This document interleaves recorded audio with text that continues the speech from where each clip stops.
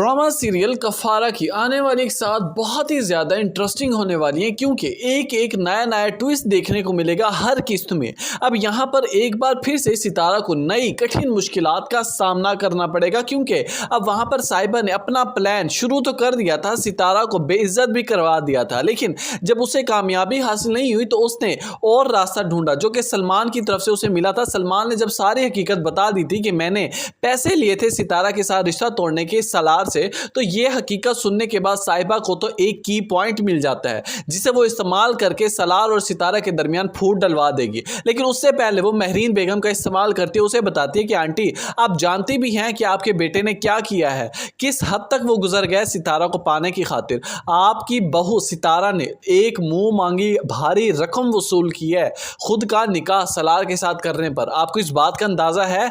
आपको कभी सलार ने ये बात बताई है कि वो खरीद कर लाया है सितारा को? कोई मोहब्बत नहीं करती थी वो? क्या कह रही है साहिबा? दिमाग तो तुम्हारा ठीक है। सलार ऐसा तो कभी कर ही नहीं सकता, वो मुझसे पूछे बगैर ऐसा कोई कदम उठा ही नहीं सकता। यहाँ पर साहिबा कहने लगेगी आंटी यही तो गलत फहमी है, यही खुश फहमी ही तो आपको आज ये मकाम दिखा रही है। मैं पहले दिन से ही कह रही थी कि ये लड़की ऐसे ही इस घर में नहीं आ गई, ना ही ये कोई सलार को चाहती थी।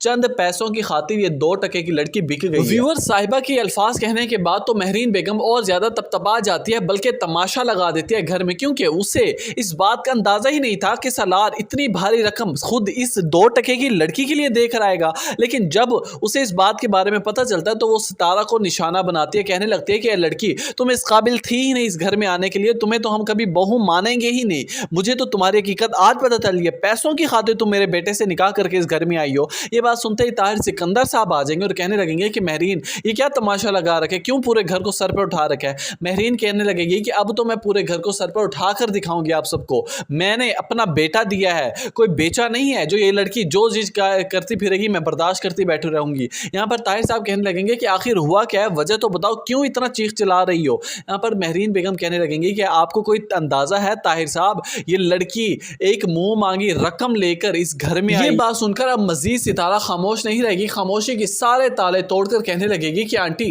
कोई सबूत है आपके पास कि मैंने सलार से कोई मुंह मांगी भारी रकम वसूल की है? कोई है सबूत? पेश करें सामने, अंकल को भी दिखाएं, पता चले कि मैंने कितनी रकम सलार से वसूल की है निकाह करने की। सबूत भी लेकर आऊंगी, बहुत जल्द लेकर आऊंगी और तुम्हें दिखाऊंगी नीचा।